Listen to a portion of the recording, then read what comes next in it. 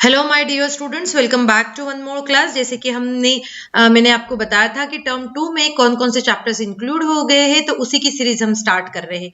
जैसे आप सभी की रिक्वेस्ट थी कि aldehyde ketone side carboxylic acid ये चैप्टर पे फर्स्ट स्टार्ट करना चाहिए, और इसीलिए मैंने ये चैप्टर जो है स्टार्ट किया है। तो बेटा यहाँ पर मैं आपके नोट्स भी आप साथ में बनाते चलेंगे और कुछ क्वेश्चंस भी सॉल्व करेंगे। आप सभी को इन या तो आप स्क्रीनशॉट लेके रखिए या फिर आप अपने अपनी नोट्स कॉपी में इन सबको लिखते चलिए ताकि आपको अच्छे से प्रैक्टिस हो जाए। तो चलिए हम स्टार्ट करते हैं aldehyde ketones and carboxylic acid. बेटा जैसे हमें पता है कि अमाइंस और इन दोनों चैप्टर्स को मिला के वेटेज जो है वो हमारा 13 मार्क्स का है। इट मीन्स हमारा मैक्सिमम जो क्वेश्चंस आएंगे वो aldehyde ketones and carboxylic acids में से आएंगे। तो चलो अभी हम स्टार्ट करते हैं। अब क्या है, हमने ऑर्गेनिक केमिस्ट्री में बहुत सारे फंक्शनल ग्रुप देखे हुए हैं और उन सभी फंक्शनल ग्रुप में जनरली हम कार्बन और ऑक्सीजन का सिंगल बॉन्ड देखते हैं। बट यहाँ पर जो हम स्टडी करने वाले हैं इसमें हम क्या देखने वाले हैं, हम कार्बन और ऑक्सीजन के बीच में डबल बॉन्ड के बारे में स्टडी करेंगे। जैसे कि अगर हमें पता है कार्बन की 4 वैलेंसीज होती है, तो आउट ऑफ 4 वैलेंसीज यहाँ पर क्या होगा, 2 वैलेंसी जो है मतलब डबल बॉन्ड होगा ऑक्सीजन के साथ में, और ये 2 वैलेंसीज ऐसी इस तरीके से फ्री रहेगी, राइट। और ऐसे सिचुएशन में जो भी ग्रुप बनता है, ऐसे सिचुएशन में जो ग्रुप बनता है तो इस ग्रुप का नाम होता है कार्बोनाइल ग्रुप। क्या नाम होता है इसका? कार्बोनाइल ग्रुप कहते हैं हम क्या कहते हैं इसको? कार्बोनाइल ग्रुप, जो कि एक बहुत ही इंपॉर्टेंट फंक्शनल ग्रुप है। अब देखो अल्डिहाइड में क्या होता है, अल्डिहाइड कीटोन्स और कार्बोक्सिलिक एसिड, इन तीनों में कार्बोनाइल ग्रुप जो है वो प्रेजेंट होता है। तीनों में कार्बोनाइल ग्रुप प्रेजेंट होता है। अब मैं आपको यहाँ पर कुछ स्ट्रक्चर्स बनाती हूँ और उसके बाद में बताती हूँ कि इन तीनों कार्बोनाइल ग्रुप को आप किस तरीके से स्टडी करते हैं। जैसे कि अभी मैंने आपको बताया कि ये क्या है, कार्बन ऑक्सीजन के साथ में डबल बॉन्ड बनाता है और यहाँ पर इस तरीके से इसकी 2 वैलेंसी रिमेनिंग है। कार्बन, फिर एक और मैं बताऊंगी कि इसमें जो 2 वैलेंसीज जो है कार्बन की, अगर हम उसको डिफरेंट ग्रुप्स अगर अटैच कर देते हैं तो उनका नाम क्या होगा और वो किस तरीके से पूरे फंक्शनल ग्रुप की तरह वर्क करते हैं।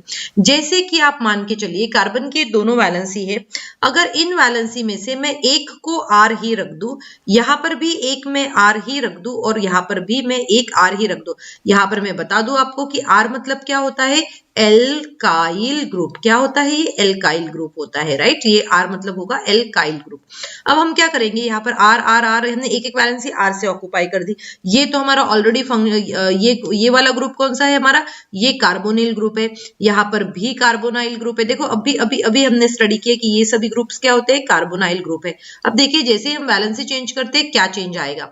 अभी हम फर्स्ट सिचुएशन में क्या कर रहे हैं, यहाँ पर हम रख देंगे H, यहां पर हम रख देंगे H, तो ये फॉर्मूला जो बन जाएगा CHO बनेगा। क्या बनेगा? CHO। और जैसे ही ये फॉर्मूला CHO बनता है इसका नाम हो जाएगा अल्डिहाइड।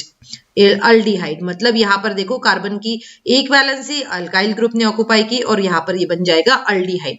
फिर हम देखते हैं यहाँ पर एक आर तो है, अब हम यहाँ पर एक और आर डैश लगा देते हैं। आर डैश मतलब या तो सेम हो सकता है या तो डिफरेंट भी हो सकता है। ऐसे सिचुएशन में इसका नाम जो हो जाएगा वो हो जाएगा कीटोन। ठीक है, इसका नाम क्या हो जाएगा? कीटोन, क्योंकि हमने यहाँ पर दोनों अल्काइल ग्रुप्स लगा दिए हैं। अब हम क्या करते हैं, इसी सिचुएशन में आर तो ऑलरेडी है, अब इसी आर के साथ में हम एक OH ग्रुप लगा देते हैं। कौन सा? OH ग्रुप लगा देते हैं। जैसे ही आप इसको OH ग्रुप लगाओगे ये बन जाएगा कार्बोक्सिलिक एसिड। क्या बन जाएगा? ये कार्बोक्सिलिक एसिड बन जाएगा। तो इस तरीके से आप देख सकते हो यहाँ पे कि हमने देखा कि अल्डिहाइड का फॉर्मूला, कीटोन का फॉर्मूला, कार्बोक्सिलिक एसिड का फॉर्मूला, इन सभी फॉर्मूलाज में कार्बोनाइल ग्रुप है। मतलब जो भी हम प्रॉपर्टी स्टडी करेंगे वो काफी कुछ जो है कार्बोनाइल ग्रुप से रिलेटेड रहेगी। तो क्या हमारे पास सिर्फ इतने ही फंक्शनल ग्रुप है जो कार्बोनाइल ग्रुप से अटैच रहते हैं? तो नहीं, हमारे पास में कुछ और भी फंक्शनल ग्रुप है। जैसे कि आप देखो यहाँ पर मैंने क्या किया, वैसी सेम सिचुएशन ली जिसमें यहाँ पर एक कार्बोनाइल ग्रुप है और उसके बाद में एक अल्काइल ग्रुप अटैच्ड है। अगर हमारे पास में ऐसे सेम सिचुएशन रही तो क्या होगा, देखो अब अगर मान के चलिए यहाँ पर अगर मैं इसी की जगह पे यहाँ पर एक H की जगह में एक कोई X ले लेती हूँ। X मतलब क्या होता है? X जो मतलब होता है हैलोजन। क्या हो जाएगा? ये हैलोजन होगा। तो इसका नाम नाम क्या हो जाएगा इस फंक्शनल ग्रुप का, ये हो जाएगा असाइल हैलाइड। क्या हो जाएगा, एसाइल हैलाइड हो जाएगा इसका नाम। सिमिलरली अगर मैं इसमें अगर मैं देखती हूँ और यहाँ पर अगर मैंने क्या किया, यहाँ पर मैंने दो कार्बोक्सिलिक एसिड लिए और दोनों कार्बोक्सिलिक एसिड में से अगर हम वाटर मॉलिक्यूल निकाल देते हैं तो हमारे पास में एक और ग्रुप बनता है, राइट। और ये जो ग्रुप बनेगा है ना, ये जो ग्रुप बनेगा इस ग्रुप को हम कहते हैं, मतलब इसमें भी क्या है हमारे पास में कार्बोनाइल ग्रुप है, ठीक है। तो ये जो ग्रुप बन रहा है इसे हम कहते हैं एसिड एनहाइड्राइड। क्या कहते हैं हम इसको, एसिड एनहाइड्राइड जो है ये हम ग्रुप कहते हैं। और इस तरीके से इन सभी ग्रुप्स को याद रखना भी थोड़ा सा इजी हो जाएगा, राइट। अब आप देख सकते हो बेटा यहाँ पे इसी के साथ में कुछ और ग्रुप्स भी बन सकते हैं उनके, कौन कौन से, जैसे कि अगर हमने यहाँ आर लिखा, यहाँ सी और ये डबल बॉन्ड, ये तो हमने बताया था पहले। अगर मैं इसके साथ में यहाँ पर एक और ग्रुप अटैच कर देती हूँ, एक और ग्रुप के बारे में मैं जरूर बताऊंगी बिकॉज उसमें भी क्या होता है, कार्बोनाइल ग्रुप अटैच रहता है, राइट। तो यहाँ पर कौन सा होगा, यहाँ पर जैसे ही आप ये OR- कर लेते हैं इट मीन्स ये हो जाता है एस्टर। कौन सा ग्रुप होता है, ये एस्टर होता है। और यहाँ पर अगर आपने इसमें NH2 लगा दिया तो ये ग्रुप जो हो जाएगा ये हो जाएगा अमाइड। ये कौन सा हो जाएगा, अमाइड। मतलब इस तरीके से हम देख सकते हैं कि अगर हमने कार्बन के वैलेंसीज कार्बोनाइल ग्रुप के साथ में अगर हमने डिफरेंट ग्रुप्स लिखे तो वो इस तरीके से हमारे फॉर्मूलाज बन सकते हैं। ये फॉर्मूला सभी जो है आपको अच्छे से याद रखना है और इसको मेमोराइज भी करना है, क्योंकि आपको आसानी होनी चाहिए कि हम जो पढ़ रहे हैं वो क्या है और उसका फॉर्मूला क्या होना चाहिए। चलिए अब थोड़ा सा आगे बढ़ते हैं अल्डिहाइड्स और कीटोन्स की तरफ। अब देखिए क्या कहता है, जैसे कि हमें पता है कि अल्डिहाइड और कीटोन्स जो है, कार्बोक्सिलिक एसिड जो है, इसका हमारे plant as well as animal kingdom में बहुत ही ज्यादा इंपॉर्टेंट रोल है, ठीक है। तो अल्डिहाइड और कीटोन्स जो है, ये अल्डिहाइड, कीटोन्स और कार्बोक्सिलिक एसिड जो होता है ये हमारे क्या है लाइफ में बहुत इंपॉर्टेंट रोल प्ले करते हैं। क्या प्ले करते हैं, जनरली ये जो है हमारे लाइफ में हम कहेंगे कि नेचर में, लाइफ में क्या, फ्रैग्रेंस जो है, फ्रैग्रेंस जो हमें मिलता है, fragrance and flavour, fragrance and flavour ये क्या करते हैं, नेचर को देते हैं, राइट। जैसे कि हम बहुत सारे एग्जांपल ले सकते हैं, जैसे हमने वैनिला आइसक्रीम हमें बहुत पसंद है, तो वैनिला आइसक्रीम में जो है वैनिलाइन जो है ये एक क्या रहता है, एक केमिकल कंपाउंड है जो वैनिला बीन्स में रहता है और इसी से वैनिला का फ्रैग्रेंस आता है। अगर आप इसका फॉर्मूला देखोगे तो फॉर्मूला काफी कुछ इजी रहता है। हम कहेंगे कि बेंजीन रिंग से क्या रहता है, एक COCH3 ग्रुप अटैच रहता है, साथ में अल्कोहल भी रहता है और यहाँ पर जो है ये क्या रहता है, CHO ग्रुप। मतलब मेनली हम इसमें देख रहे हैं कि इस ग्रुप की वजह से जो है यहाँ पर इसका नेम जो है वो बन जाता है वैनिलीन। क्या बन जाता है इसका नेम, वैनिलीन बन जाता है। और यही हमारे वैनिला फ्लेवर्स में मिलता है। सिर्फ वैनिलीन ही नहीं, अगर आप देखोगे कि सैलिसिल्डिहाइड जो है, सैलिसिल्डिहाइड जो है ये देखो, ये भी नेम हमने बहुत बार सुना हुआ है इसके पहले, सैलिसिल्डिहाइड। अब देखो सैलिसिल्डिहाइड जो है, ये सैलिसिल्डिहाइड क्या है, सैलिसिल्डिहाइड, ये सैलिसिल्डिहाइड में क्या होता है जनरली, सैलिसिल्डिहाइड में यहाँ पर देखो एक क्या है हमारे पास में बेंजीन रिंग है। इस बेंजीन रिंग में यहाँ पर CHO ग्रुप रहता है और साथ में OH ग्रुप रहता है। अब सैलिसिल्डिहाइड ये ग्रुप हमें कहाँ मिलता है, देखो ये जो ग्रुप है हमारे पास जनरली जो हम कहते हैं कि मीडो स्वीट्स मतलब ये क्या है, एक वेराइटी है रोज प्लांट्स की जिसमें बहुत ही स्वीट से स्मेल आती है, उसमें ये जनरली पाया जाता है। तो ये हुआ सैलिसिल्डेट जो क्या है, जो एक अल्डिहाइड का ही हम कहेंगे, एक अल्डिहाइड ही कंपाउंड है उसमें भी, राइट। अब हम आते हैं हमारे एक और जिससे हम फैमिलियर है काफी कुछ, वो होती है सिनामन। सिनामन मतलब होता है दालचीनी। तो बेटा बहुत आपकी मम्मा ये यूज करती है सब्जी बनाने में और बहुत ही अच्छा फ्लेवर आता है। जनरली हम छोले बनाने में इसका यूज करते हैं। अगर मम्मा 2 मिनट के लिए पॉज करके आप मम्मा से पूछ सकते हैं कि क्या दालचीनी अपने घर में यूज होती है। तो जो दालचीनी जो यूज होती है उसका फ्लेवर आप देखिए, है ना, जो दालचीनी का फ्लेवर है वो सेम होता है और वो ड्यू टू होता है सिनामल्डिहाइड। ये किससे होता है, सिनामल्डिहाइड से होता है, राइट। सिनामल्डिहाइड से जो है ये दालचीनी का फ्लेवर होता है, उसका एक्चुअली दालचीनी में यही कंपाउंड होता है सिनेमन में। अब देखो इसका फॉर्मूला क्या होता है, देखो ध्यान से, इसके फॉर्मूला जो है ये इस तरीके से होता है। तो अगर आप चाहे तो इस फॉर्मूलाज को मेमोराइज करके रख लीजिए ताकि आपको ये पता रहे कि इन जो हमारे डे टू डे लाइफ में जो यूज होते हैं उनमें से कुछ एग्जाम्पल्स हम आराम से दे सकते हैं। तो बेटा इतना ही नहीं, बहुत सारे फूड प्रोडक्ट्स में, फार्मास्यूटिकल कंपनीज, फार्मास्यूटिकल्स में फ्लेवर्स की जब बात आती है तब अल्डिहाइड को का जो है वो यूज किया जाता है। और बहुत सारी जगह पे हम देखते हैं एज अ सॉल्वेंट जो है कीटोन का भी यूज किया जाता है, जैसे कि पेंट्स बनाना हो, रेजिन, परफ्यूम्स हो, प्लास्टिक्स हो, फैब्रिक्स हो, बहुत सारी जगह पे इन सब का यूज होता है। राइट, ये तो हुआ इसका introductory part of aldehydes and ketones. अभी हम देखेंगे आईयूपैक नॉमेनक्लेचर। क्या देखने वाले हैं हम? IUPAC nomenclature of aldehydes and ketones. Right, अभी आईयूपैक नॉमेनक्लेचर में इसके पहले आपने पढ़ा है तो थोड़ा ना थोड़ा आइडिया तो आपको होगा कि इसका नेमिंग जो है वो किस तरीके से किया जाता है। तो अल्डिहाइड्स और कीटोन्स जो है जनरली उनके आईयूपैक नेम से भी उनको किया जाता है, बट उनके जो कॉमन नेम्स होते हैं वो भी काफी फैमिलियर है। राइट, तो कॉमन नेम्स की अब हम बात करें, कॉमन नेम्स की बात करते हैं हम यहाँ पर अल्डिहाइड और कीटोन्स की। तो कॉमन नेम में क्या होता है, जैसे कि अगर मैं सिंपल सा बताऊं, यहाँ पर ये क्या होता है CH3CHO। ठीक है, तो ये क्या है? अल्डिहाइड है। तो यहाँ पर क्या होता है, अगर हम फर्स्ट अल्डिहाइड की बात करें तो HCHO, मतलब इसमें एक ऐसा है जिसमें सिर्फ एक ही कार्बन है, तो ऐसे इसका नाम जो है वो है फॉर्मल्डिहाइड। क्या है इसका नाम? फॉर्मल्डिहाइड। तो फॉर्मल्डिहाइड क्या है? जो हमारी एंट होती है, एंट को कहा जाता है फॉर्मिका। ठीक है, तो उस फॉर्मिका जो है, उस फॉर्मिका से ये वर्ड आया है फॉर्मल्डिहाइड। राइट, उसके बाद में ये क्या फॉर्मल्डिहाइड हो गया। अब देखो ये जो है जिसमें 2 कार्बन है, 2 कार्बन वाले अल्डिहाइड को हम कहते हैं एसिटाल्डिहाइड। हम क्या कहते हैं इसको? एसिटाल्डिहाइड कहते हैं। राइट, अब सिमिलरली हम 3 कार्बन एटम का नेम दे सकते हैं, उसके बाद में 4 कार्बन एटम का दे सकते हैं, प्रोपेनॉल्डिहाइड, ब्यूटेरॉल्डिहाइड। राइट, इस तरीके से हम जो है इसका नेम कॉमन नेम्स में हम बात कर सकते हैं। ओके, अब अगर मैं एक एरोमेटिक कंपाउंड लूं, एरोमेटिक कंपाउंड लेकर अगर हम इसका नेम लिखना चाहे तो ये कैसे होगा? बेंजीन रिंग है और उसमें CHO ग्रुप अटैच्ड है, तो बेंजीन रिंग और CH2 ग्रुप जब अटैच रहता है तब इसका नाम हो जाता है बेंजाल्डिहाइड। क्या हो जाता है? ये बेंजाल्डिहाइड है। क्या है? बेंजीन में अल्डिहाइड अटैच है मेन रिंग में, इसलिए इसको बेंजाल्डिहाइड कहा जाता है। तो ये हुए सिंपल से कॉमन नेम। अब देखिए, अगर इन्हीं कॉमन नेम्स में अगर हमारे पास में, जैसे कि अगर मेरे पास में ये एग्जाम्पल है, जैसे और भी कोई ग्रुप्स अगर अटैच्ड है तो फिर उनकी नेमिंग कैसे लिखनी है? तो इसके लिए हम क्या करते हैं, कॉमन नेम्स में जनरली हम वर्ड यूज करते हैं as a alpha, beta and gamma. हम कौन से वर्ड यूज करते हैं? Alpha, beta and gamma. अब अल्फा पोजीशन कौन सी होती है? अल्फा पोजीशन मतलब होते हैं कि ऐसा कार्बन एटम जो डायरेक्टली अटैच्ड है फंक्शनल ग्रुप से। तो मतलब अल्फा, मतलब अल्फा कार्बन कौन सा हुआ?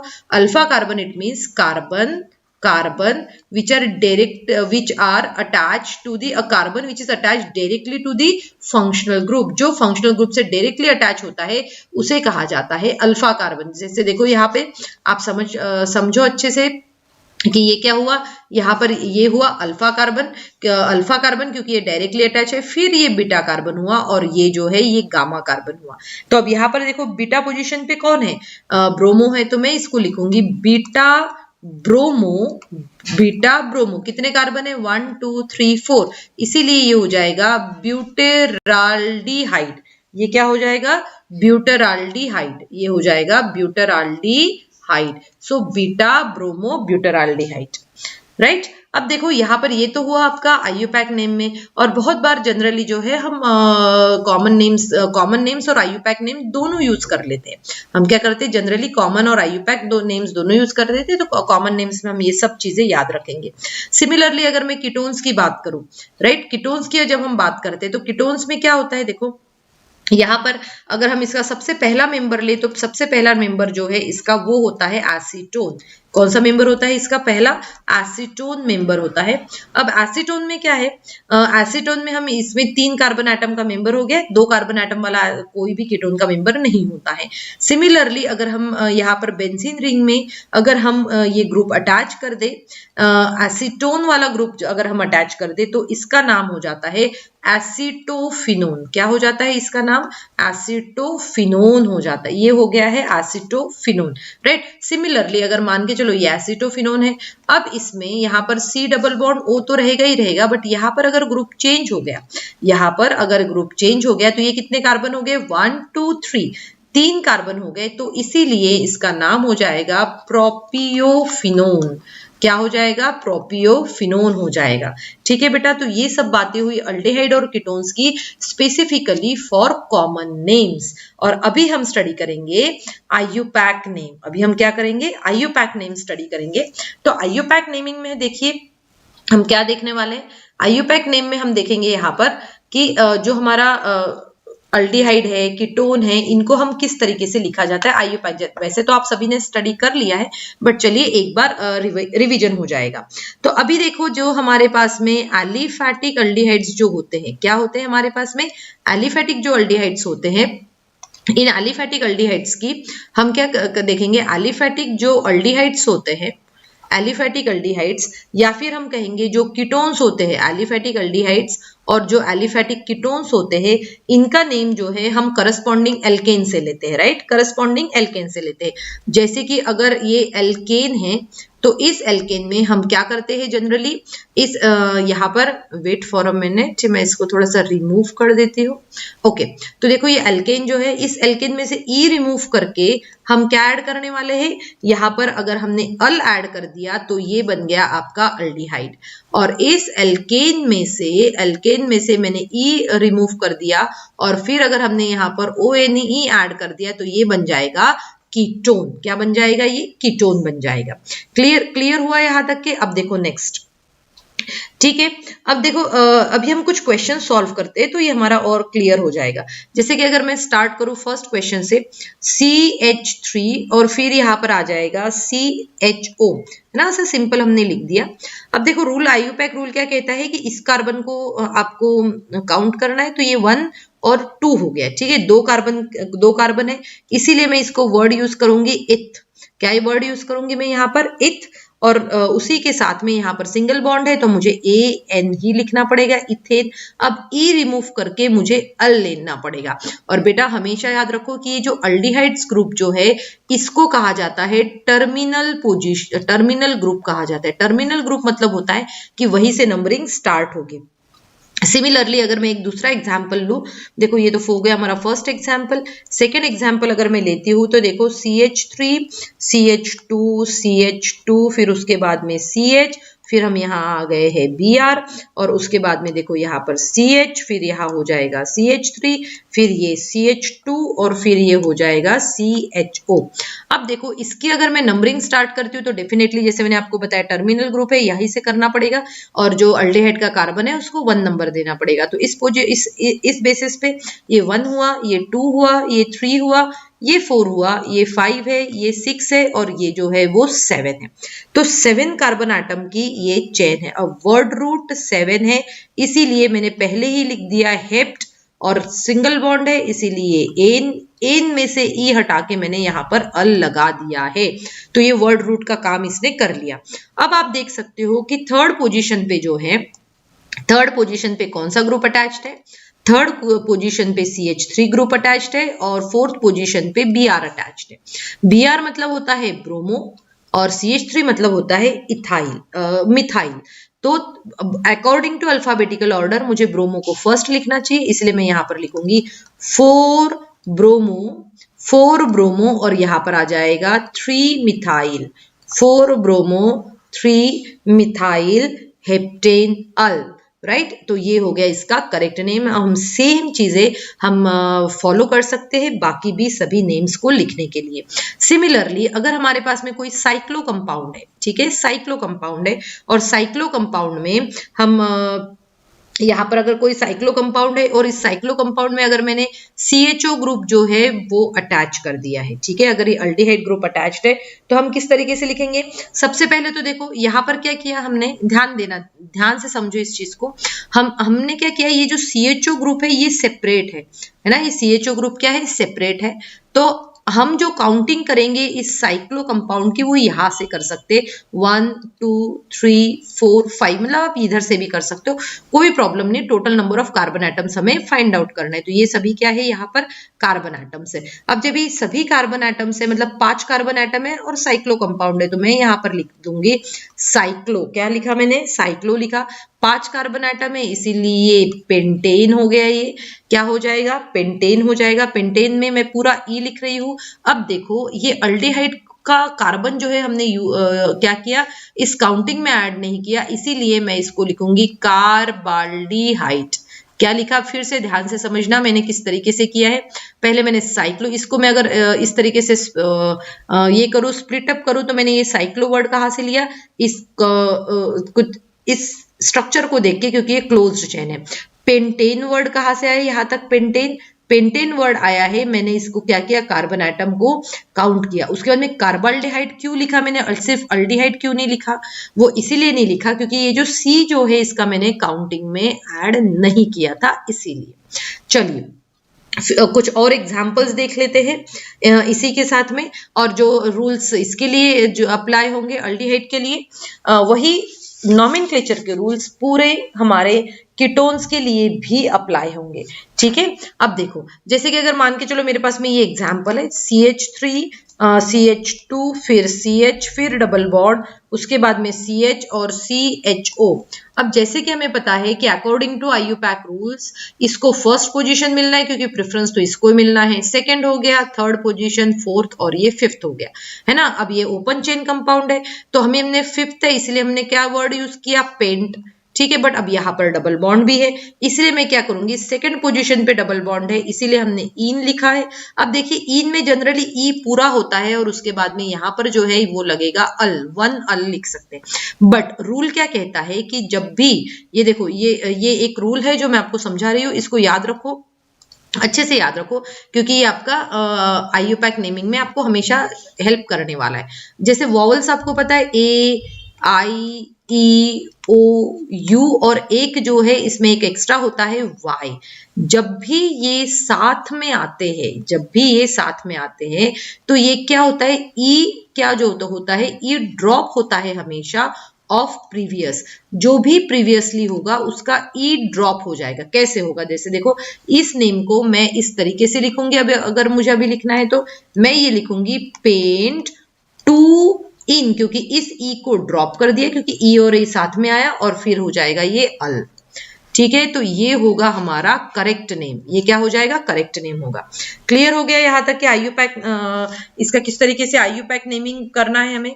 अब चलिए कुछ एग्जांपल्स देख लेते हैं कीटोन के भी। अब कीटोन में कैसे होता है, जैसे कि हमें पता है कि ये जो है हमारा CH3C double bond O CH3। अब इसका अगर मैं नेम लिखूं तो ये इसको कैसे लिखूंगी, यहाँ पर 1 2 3, ये 3 कार्बन एटम का कीटोन है, मतलब ये हो जाएगा प्रोपेन, यहाँ तक आ गया प्रोपेन 2, और फिर ये हो जाएगा ओन, ठीक है, प्रोपेन 2 ओन, क्योंकि अभी अपन ने पहले बताया था कि इसको इसी तरीके से लिखा जाता है, ठीक है। अब देखिए जरा इसी सेम फॉर जो है रूल्स हम अप्लाई करेंगे कीटोन्स के भी सभी एग्जांपल्स को लिखने के लिए, ठीक है। अब देखो यहाँ पर क्या है, हम कुछ ऐसे एग्जांपल्स ले लेते हैं जिसमें कीटोन और अल्डिहाइड साथ में हो, है ना। जैसे कि अगर हमारे पास में एक ऐसा एग्जांपल है जिसमें कीटोन और अल्डिहाइड अगर साथ में है, तो अकॉर्डिंग टू IUPAC नोमेनक्लेचर हम एक को क्या करते हैं, as a main functional group मानते हैं, और जो दूसरा जो रहेगा उसको हम एज अ सब्स्टिट्यूएंट मानते हैं। तो IUPAC रूल्स के हिसाब से CHO जो है अल्डिहाइड को हमें क्या मानना पड़ेगा, हमें मेन ग्रुप मानना पड़ेगा। ये क्या हो जाएगा हमारा मेन फंक्शनल ग्रुप, ये हो जाएगा मेन फंक्शनल ग्रुप। अगर ये मेन फंक्शनल ग्रुप हो गया है तो ये क्या होगा हमारा, ये जो बन जाएगा, अगर ये मेन फंक्शनल ग्रुप है तो ये जो है ये बन जाएगा हमारा सब्स्टिट्यूएंट। क्या बन जाएगा हमारा सब्स्टिट्यूएंट बन जाएगा। तो चलो, जब ketone as a substituent use होता है तब हम उसको कहते हैं ऑक्सो। क्या कहते हैं हम उसको? ऑक्सो कहते हैं। ठीक है, और ये कौन से पोजीशन पे है? 1 2 3, थर्ड पोजीशन पे है ये, थर्ड। तो हमने यहाँ लिख दिया 3 ऑक्सो पेंटानल। क्या हो जाएगा? पेंटेन आ गया, और ये फिर लास्ट में मैंने यहाँ पर अल लगा दिया। ठीक है, क्लियर हुआ? यहाँ पे देखो, ध्यान से समझो इस चीज को। ठीक है, कि अगर दोनों है तो आपको अल्डिहाइड और कीटोन में से अल्डिहाइड को मेन फंक्शनल ग्रुप की तरफ प्रेफरेंस देना है, और फिर दूसरा जो रहेगा वो बाकी सभी जो बचे हुए ग्रुप्स जो रहेंगे वो रहेंगे सब्स्टिट्यूएंट्स। ओके, अब देखो यहाँ पर अगर मैं अगर हम कुछ और एग्जाम्पल ले, ऐसे एग्जाम्पल ले जिसमें CHO ग्रुप थोड़े से ज्यादा है, तो इस सिचुएशन में नेम कैसे होगा? देखो, जैसे कि मान के चलिए हम एक और एग्जाम्पल ले लेते हैं यहाँ पर। ये क्या है? CHO group. अब ये तो क्या, जैसे मैंने कहा था कि टर्मिनल ग्रुप होता है, तो ऐसे सिचुएशन में अगर हमारे पास में ज्यादा CHO ग्रुप हो तो हमें किसको प्रेफरेंस देना चाहिए और किसको नहीं, ये अभी हमें सोचना है। ठीक है, तो ऐसे सिचुएशन में अगर हमारे तीनों अल्डिहाइडिक ग्रुप अगर एक ही चेन में नहीं आ रहे हैं, तीनों अल्डिहाइडिक ग्रुप अगर एक ही चेन में नहीं आ रहे हैं, तो हम सिंपली क्या करेंगे? हम ये जो है 1 2 3 जो मेन कार्बन चेन इस तरीके से बनाएंगे।